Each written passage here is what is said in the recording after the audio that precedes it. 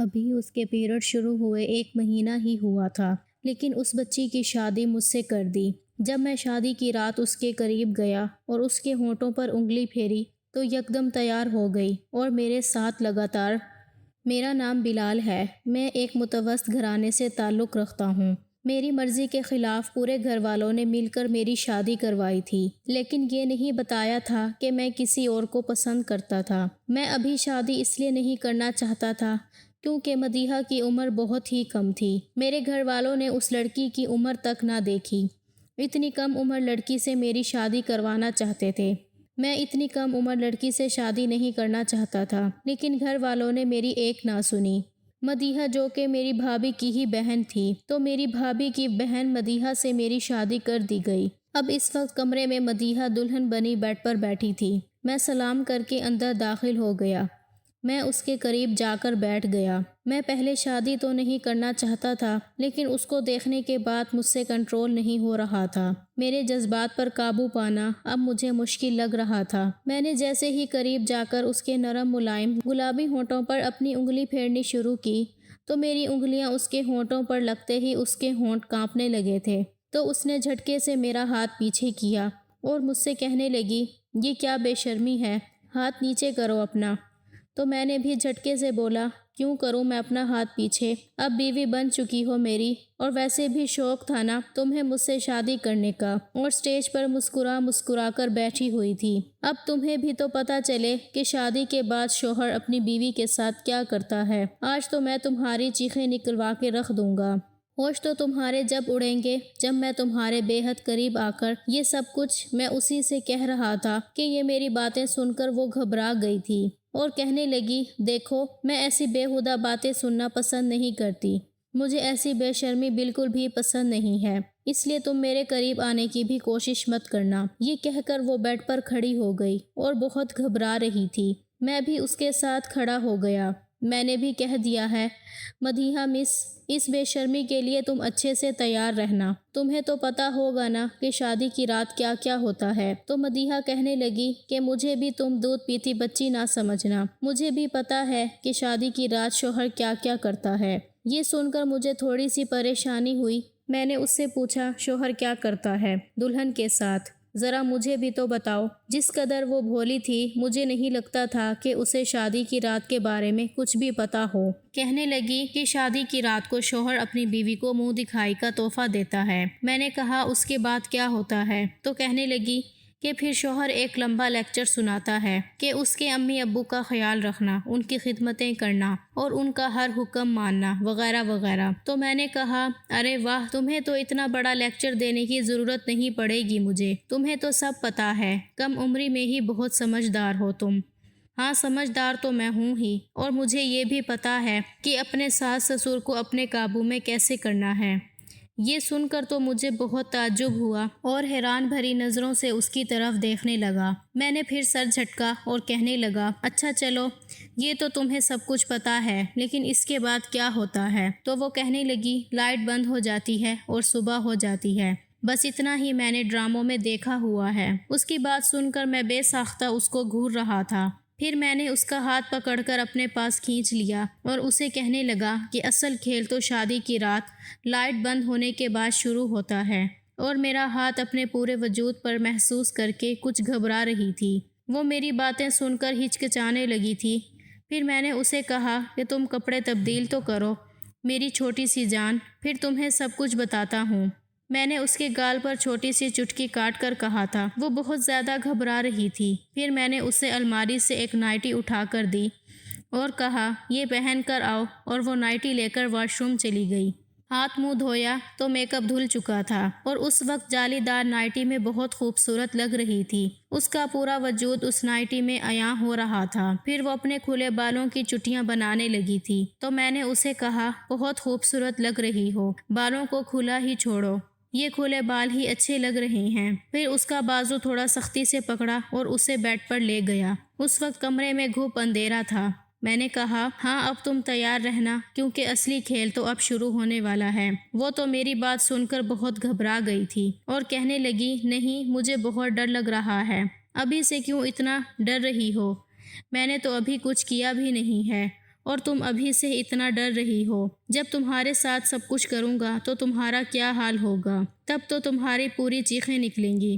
شادی بیاہ کوئی کھیل تھوڑی ہے، بڑا کچھ سہنا پڑتا ہے ایک لڑکی کو۔ میں اسے ڈرانا چاہتا تھا، بجائے اسے اعتماد دینے کے میں اسے شادی کے رشتے سے خوف زدہ کرنا چاہتا تھا، تاکہ مدیحہ نامی یہ لڑکی گھر ہی نہ بسا سکے، اور میں اپنے گھر والوں پہ یہ ثابت کر سکوں کہ ایک ہی گھر سے 2 بہنیں لانا ان کا غلط فیصلہ تھا۔ وہ بے حد نروس تھی، چہرے کی ہوائیاں اڑی ہوئی تھیں۔ وہ کہنے لگی، نہیں، مجھے لائٹ بند نہیں کرنی، میں لائٹ جلا کے ہی سوؤں گی۔ میں نے اس کے دونوں ہاتھ پکڑ لیے۔ میں نے کہا، ایسے کیسے مدیحہ، یوں تو نہیں ہوگا نہ جانی، لائٹ تو بند کرنی پڑے گی۔ آخر تمہیں لائٹ بند کرنے کے پیچھے کی کہانی بھی تو پتہ چلنی چاہیے کہ کیا ہوتی ہے۔ شادی کا بہت شوق تھا تمہیں، اچھے کپڑے، زیورات، منہ دکھائی، مہنگے تحفے، یہ سب دیکھنے میں بہت اچھا لگتا ہے، لیکن اصل حقیقت کچھ اور ہوتی ہے، اور وہ میں تمہیں آج بتاؤں گا۔ میں نے لیمپ آف کیا اور بڑی زور سے اس کی کلائی پکڑی، اسے اپنے قریب کیا۔ جیسے ہی اسے اپنے سینے سے لگایا، اسے سینے کے ساتھ زور سے پھینکا، وہ چلا اٹھی، فوراً سے مجھ سے پیچھے ہٹ گئی اور لیمپ بھی آن کر دیا۔ کہنے لگی، مجھے آپ ہی کے پاس جانا ہے۔ وہ بے حد گھبرا چکی تھی، اب تو آنسو بہانے لگی تھی۔ میرا مقصد بھی پورا ہو گیا تھا، میں اسے ڈرانا ہی چاہتا تھا۔ میں نے کہا، چلو چلو، نخرے مت دکھاؤ، لیٹو یہاں، ورنہ میں سختی کروں گا۔ ابھی میں پیار سے سب کچھ کر رہا تھا، حالانکہ میں نے اسے بڑی سختی سے کھینچا تھا۔ وہ فوراً سے کھڑی ہوئی اور کمرے سے باہر چلی گئی۔ اس نے دروازہ بری طرح سے کھٹکھٹایا۔ میرے چہرے پہ مسکراہٹ آ گئی کہ بہت شوق تھا میری بھابھی کو شادی کا، ان کی خود غرضی کا انہیں منہ توڑ جواب اب ملے گا۔ بھابھی کے ساتھ ساتھ میرے اماں ابا کے کمرے کا بھی دروازہ کھلا۔ میں بھی کمرے کے دروازے پر کھڑا ہو گیا۔ وہ ساتھ لگی روئے جا رہی تھی، کہنے لگی، آپ ہی، مجھے آپ کے ساتھ سونا ہے۔ مدیحہ کے رونے سے وہ پریشان ہو گئی تھی، کہنے لگی، کیا ہوا تمہیں؟ مدیحہ کہنے لگی، میں بلال کے کمرے میں نہیں سوؤں گی، مجھے آپ کے ساتھ سونا ہے۔ بھابھی اس سے وجہ پوچھنے لگی، لیکن وہ کیا وجہ بتائے؟ اس نے بتایا، کچھ نہیں۔ مدیحہ تو بھابھی کے کمرے میں چلی گئی اور بیڈ پہ جا کے بیٹھ گئی۔ میری والدہ کہنے لگی، بلال، اسے کیا ہوا ہے؟ شادی کے وقت تو بہت خوش تھی۔ میں نے کہا، بہت شوق تھا آپ کو چھوٹی لڑکی سے شادی کرانے کا، دیکھ لیں اس کا بچپن، ہاتھ پکڑا نہیں، واویلا مچا دیا، سنبھالیں آپ خود اسے۔ یہ کہہ کے میں اپنے کمرے میں آ کے بیڈ پر لیٹ گیا اور سکون کی گہری سانس لی۔ اس سے پہلے کہ میں سوتا، میرے بھائی نے بڑے غصے سے زور سے تکیہ بیڈ پر پھینکا اور بیٹھ گیا۔ میں نے پلٹ کر ان کی طرف دیکھا۔ کہنے لگے، ہاتھ ہلکا نہیں رکھ سکتے تھے بیوی پہ؟ میں نے کہا، میں نے بس ہاتھ پکڑا تھا بھائی، اب کیا ہاتھ بھی نہ پکڑتا؟ مجھے کیا پتا تھا وہ تماشا کھڑا کر دے گی۔ وہ کہنے لگے، میری رات کالی ہو گئی تمہاری وجہ سے۔ میں نے کہا، میں نے کیا کیا ہے؟ میری غلطی کیا ہے؟ ارے جب 17 سال کی لڑکی کو دلہن بنا کے کمرے میں بھیجیں گے تو یہ سب کچھ تو ہوگا نا۔ وہ تو شادی بس اس لیے کر رہی تھی کہ منہ دکھائی میں مہنگے تحفے ملیں گے، نئے نئے کپڑے پہننے کو ملیں گے۔ اسے تھوڑا بہت بھی نہیں معلوم کہ شادی کیا ہوتی ہے۔ رات آپ کی نہیں، میری بھی کالی ہوئی ہے، اس لیے چپ چاپ سو جائیں۔ یہ کہہ کر میں سو گیا۔ بھائی کو تو شاید نیند نہیں آ رہی تھی، کروٹوں پر کروٹیں بدلے جا رہا تھا۔ میں نے کہا، بھائی سکون سے سو جاؤ، مجھے بھی سونے دو۔ کہنے لگا، تجھے نیند آ رہی ہے بدھو، بیوی کو کچھ وقت ہی دے دیتا، میری رات تو کالی نہ ہوتی۔ میں نے دل میں کہا، آپ کی بے رخی کا یہی جواب ہونا چاہیے۔ میں روتا رہا، کہتا رہا، بھائی میرے لیے کچھ نہ کچھ کرو، لیکن نہیں۔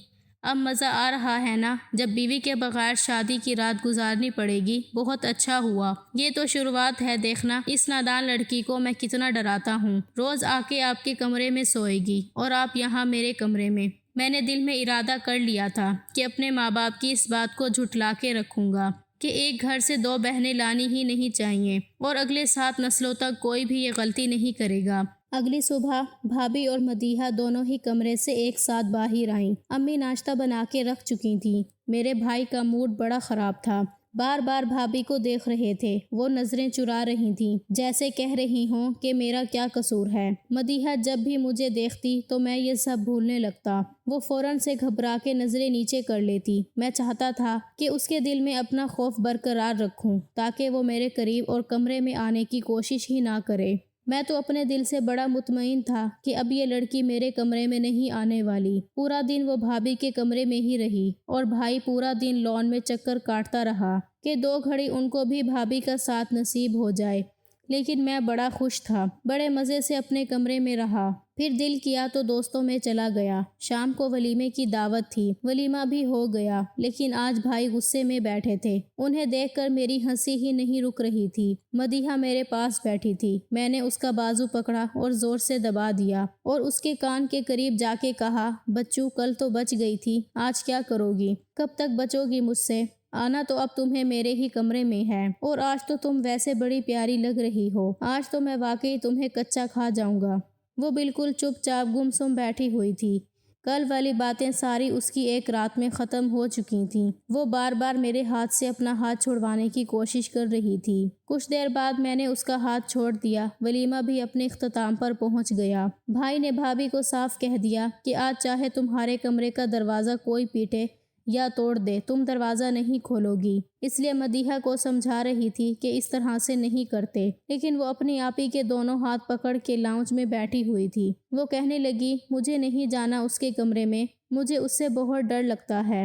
بھائی اسے سمجھانے لگے کہ ایسے کچھ نہیں ہوتا، وہ تم سے محبت کرتا ہے، تمہیں کچھ بھی نہیں کہے گا۔ وہ کہنے لگی، آپ کو نہیں پتا نا، مجھے پتا ہے، میں نہیں جاؤں گی، مجھے نہیں کرنی کوئی شادی وادی، مجھے آپ ابا کے گھر بھجوا دیں، میں وہاں رہ لوں گی۔ دیکھو یہ سب اب تو نہیں ہو سکتا، اس وقت تو تمہیں اعتراض نہیں تھا، تم نے کہا تھا ٹھیک ہے، تمہیں شادی پر کوئی اعتراض نہیں ہے۔ وہ کہنے لگی، مجھے کیا پتا تھا کہ یہ ہوتی ہے شادی، مجھے نہیں پتا، میں نہیں جاؤں گی بلال کے کمرے میں۔ بھائی اپنے کمرے کے دروازے کے پاس ہاتھ باندھے کھڑے بھابھی کو گھورے جا رہے تھے، اور وہ بار بار نظریں چرا کر مدیحہ سے اپنا ہاتھ چھڑوانے کی کوشش کر رہی تھی۔ اسے سمجھا رہی تھی کہ بلال تمہیں کچھ نہیں کہے گا، کچھ تو عقل مندی کا مظاہرہ دکھاؤ، کیا بچپنا ہے مدیحہ، دیکھو اس طرح نہیں کرتے۔ لیکن وہ رونے لگی، کہنے لگی، نہیں نا آپی، مجھے گھر بھجوا دیں، میں اپنے کمرے میں ہی ٹھیک تھی، دروازہ کھلا ہوا تھا، لیکن میں اندر سے ہی سارا نظارہ دیکھ رہا تھا۔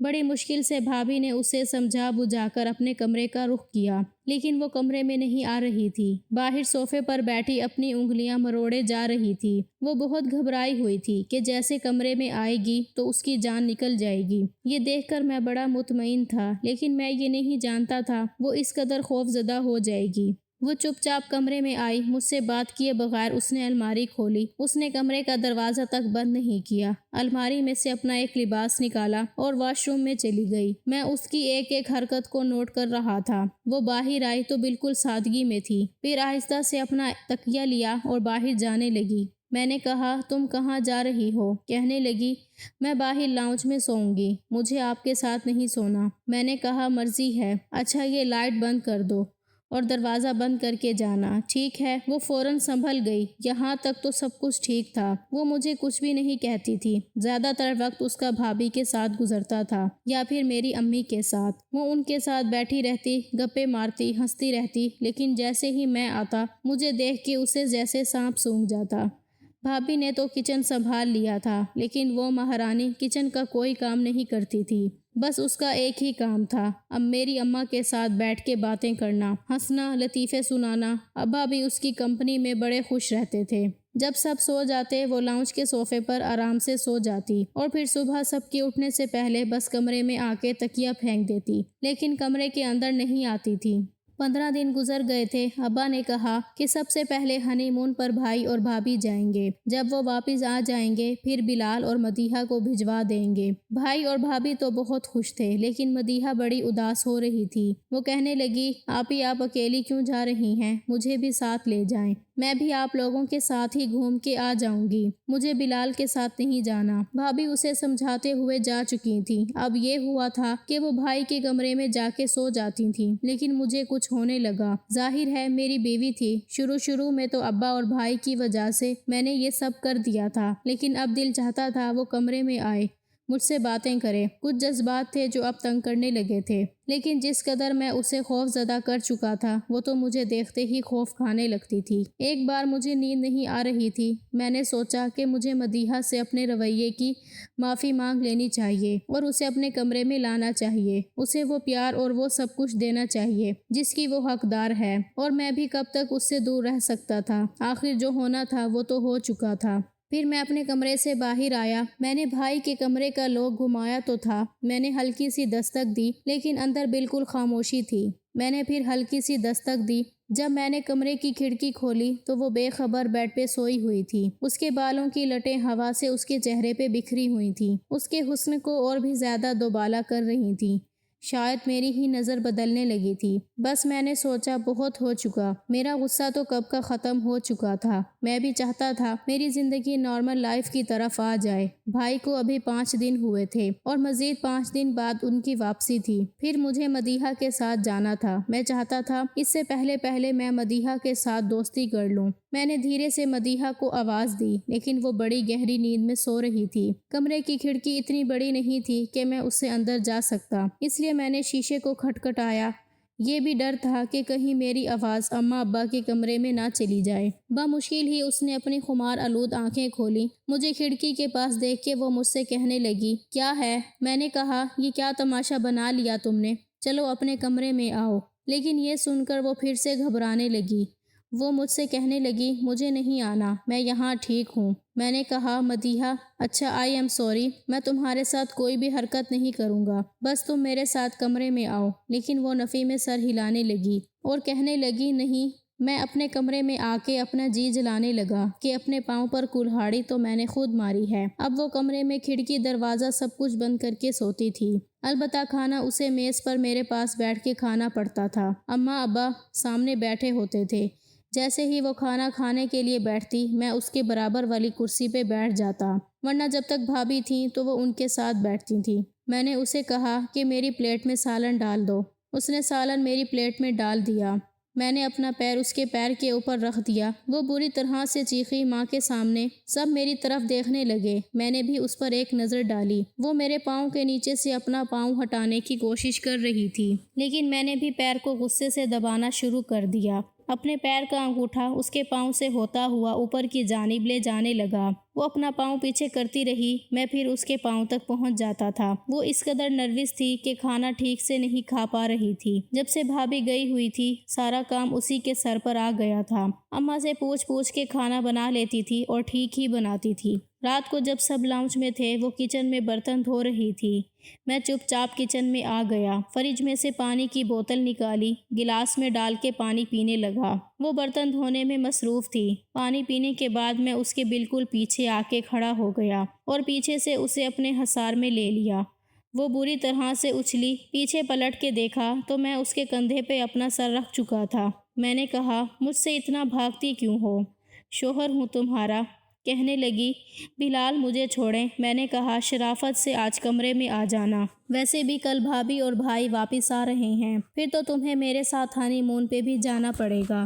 وہاں کیا کرو گی؟ مدیحہ اگر آج تم کمرے میں نہیں آئی تو کل تو تمہیں آنا ہی پڑے گا، پھر میرے ساتھ ہنی مون بھی جانا پڑے گا۔ یاد رکھنا، گن گن کے بدلہ لوں گا تم سے۔ پتہ نہیں کیوں میں اس سے غلط بات کرتا تھا۔ میرا یہ کہنا تھا کہ وہ چلانے لگی۔ میں نے اسے چھوڑ دیا۔ اماں ابا دونوں کچن میں آ گئے۔ کہنے لگے، کیا ہوا؟ تو کہنے لگی، وہ کاکروچ۔ اماں کہنے لگی، کہاں ہے؟ کہنے لگی، ابھی یہی تھا، پتہ نہیں کہاں گیا۔ میں سمجھ گیا مجھ سے خود کو چھڑانے کے لیے اس نے یہ سب کچھ کیا ہے۔ میں غصے سے اپنے کمرے میں چلا گیا۔ اگلے دن بھابھی اور بھائی بھی آ گئے۔ شادی کو 1 مہینہ گزر چکا تھا، لیکن محترمہ تھی کہ میرے خوابوں میں ہی نہیں چڑھ رہی تھی۔ سب کے سونے کے بعد وہ لاؤنج میں تکیہ رکھ کے لیٹ گئی تھی۔ تبھی میں کمرے سے باہر آیا، اس کی کلائی پکڑی۔ میں نے کہا، شرافت سے کمرے میں چلو۔ کہنے لگی، میں نے نہیں جانا، اگر آپ نے زبردستی کی تو میں چلانا شروع کر دوں گی۔ میں نے کہا، ٹھیک ہے، چلاؤ، شوق سے چلاؤ۔ یہ کہہ کے میں نے اس کے منہ پہ ہاتھ رکھ دیا اور زبردستی اسے کمرے میں لے گیا۔ کمرے کی لائٹ بند کی اور اسے بیڈ تک لایا ہی تھا کہ بھائی کے دروازہ کھٹکھٹانے کی آواز آئی۔ وہ اماں کا دروازہ کھٹکھٹا رہے تھے۔ اماں نے دروازہ کھولا تو وہ کہنے لگے، بھابھی کی طبیعت بہت خراب ہے اماں، آ کے دیکھیں اسے کیا ہوا ہے۔ بات کچھ ایسی تھی کہ مجھے مدیحہ کو چھوڑنا پڑا۔ وہ بھی فوراً کمرے سے باہر نکل گئی۔ بھابھی کو الٹی لگ رہی تھی، بے حال ہو چکی تھیں۔ میری اماں نے مدیحہ سے کہا، جاؤ نیمبو پانی بنا کے لاؤ۔ وہ نیمبو پانی بنا کے لائی، بھابھی کو پلایا، پھر اسے ڈاکٹر کے پاس لے کے گئی تو معلوم ہوا کہ بھابھی امید سے ہو چکی تھیں، لیکن ڈاکٹر نے بیڈ ریسٹ کا مشورہ دیا تھا۔ خوشی کی خبر تھی، اس لیے میں بھی خوش تھا کہ چلو چاچو بن جاؤں گا۔ اس لیے ہمارا ہنی مون کینسل ہو چکا تھا کیونکہ سارے کام کی ذمہ داری مدیحہ پہ پڑ چکی تھی۔ بھابھی کو کمرے تک کھانا بھی وہی دینے جاتی تھی، سنبھالتی بھی وہی تھی کیونکہ ان کی طبیعت ٹھیک نہیں رہتی تھی۔ پورا دن گن چکر سی بن جاتی تھی۔ اب تو مجھے اس پر ترس آنے لگا تھا۔ بہت کم عمری میں اس پر بہت بڑی ذمہ داریاں آ پڑی تھیں۔ پھر اس پہ میرا اس کے ساتھ رویہ بھی اچھا نہیں تھا۔ مجھے خود ہی پر افسوس ہونے لگا، بیچاری تھک جاتی تھی، پھر اسے صوفے پہ سونا پڑتا تھا۔ ایک دن میں نے اس سے کہا کہ دیکھو میں تمہیں کچھ نہیں کہوں گا، تمہیں ہاتھ تک نہیں لگاؤں گا، لیکن کمرے میں سو جایا کرو، کچھ نہیں کہوں گا۔